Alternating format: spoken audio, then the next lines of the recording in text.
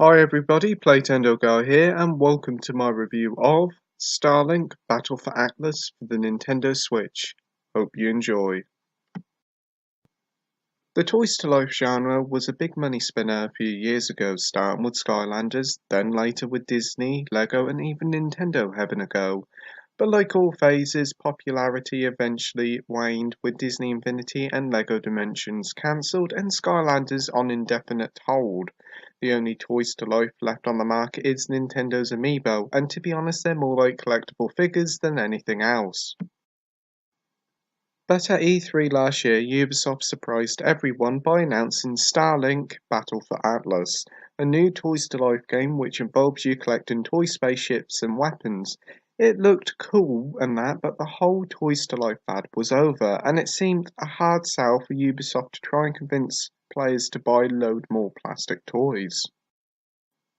Well, that was until E3 this year, when Ubisoft showed off the game again, and at the end of the trailer for the game, things took an unexpected turn. With a certain Fox McCloud and the rest of the Star Fox team turned up, with Ubisoft confirming the Switch version will have Fox as a playable character, an exclusive R-Wing toy, as well as Star Fox team interwoven into the game's story. And that was when a lot of people interested in this game changed. Well, for Nintendo fans at least. Anyway, the game is here now and I've been playing plenty of it, so let's see how Ubisoft did, shall we? Starlink Battle for Atlas sees you attaching one of the many toy model spaceships to your controller mount, whilst adding a pilot of your choice and various different weapons that have different elemental powers. It may sound simple stuff at first, but you can be really creative with the toys if you want. You can swap wings from one ship and put it on another, have weapons facing backwards, or even having multiple wings on each side of the ship to create some sort of monstrosity. It's all gloriously daft, and if I was a kid, I'd be all over this. You can play the game with the toys on your wireless controller mount if you're playing on the Switch or Xbox One, but if you're a PS4 owner then you'll have to have your mount constantly plugged into your PS4. And while at first sight the whole setup may look a bit clunky and heavy, it's actually rather light and at times I didn't even notice it. The pilot fits in front of your controller mount, then your ship snaps on top of the pilot. You can even see your pilot inside the ship, which is quite nice. Then you can add and remove your weapons how you see fit. It all happens with a really satisfying click. Another nice touch is that your ships have a little LED in them, so when you put them on top of the mount, the ship lights up, which is another really cool feature. One rather impressive thing about Starlink is that if you're not bothered about the toys and just want to play the game without the plastic stuff, you can. If you buy the digital deluxe version, you get a load of stuff to get you started, and it is rather reasonably priced.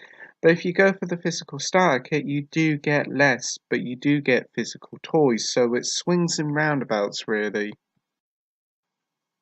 The Switch starter kit includes the game on a cartridge, but you do need to download a 6 GB update to play.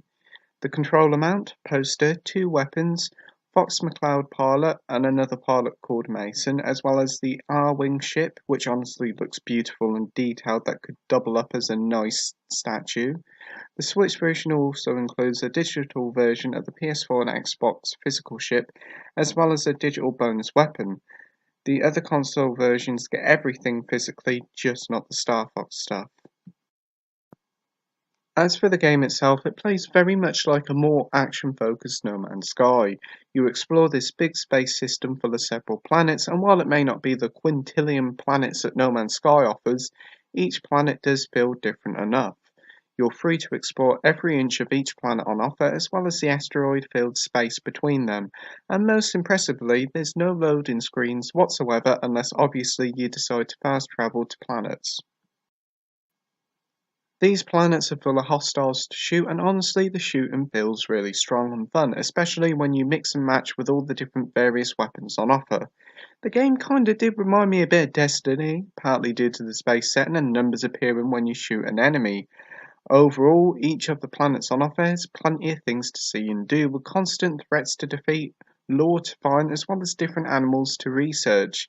There is a feeling of repetitiveness kicking in if you've been playing for a few hours straight, as you're essentially doing the same thing over and over again, as there's very little variety in the missions.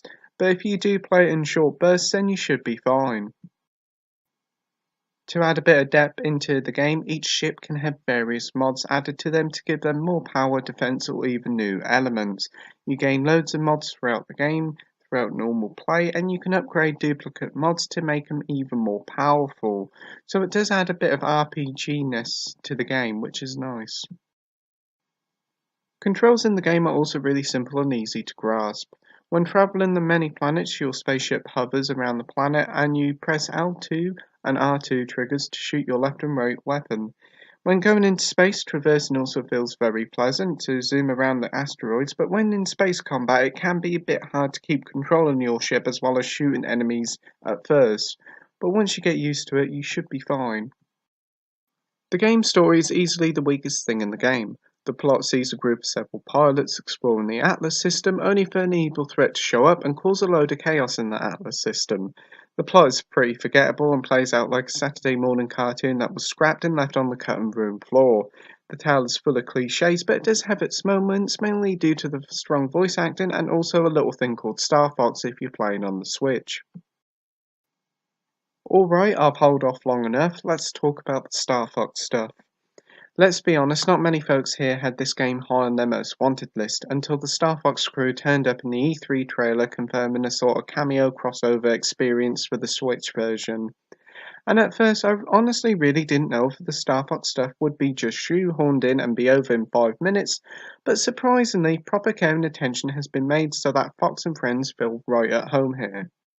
The Switch version of the game sees Fox, Falco, Peppy and Slippy joining in with the main story, which is a nice touch.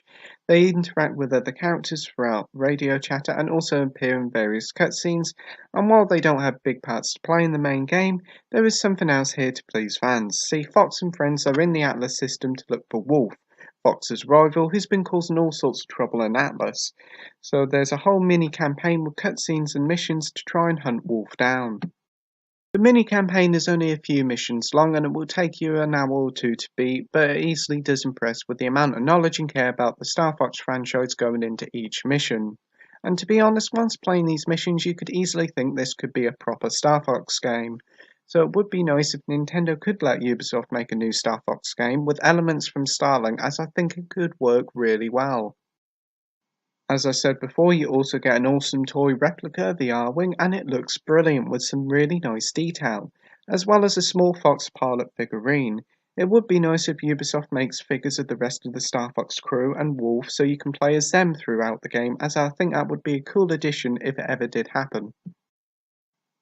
Lengthwise, the game is pretty decent, taking you around the 15-hour plus mark to see the game's ending if you just focus on the story and a few of the side stuff. But if you ultimately want to see everything and get that elusive 100%, then you're talking around a good 25 to 30 hour mark, which is pretty impressive indeed.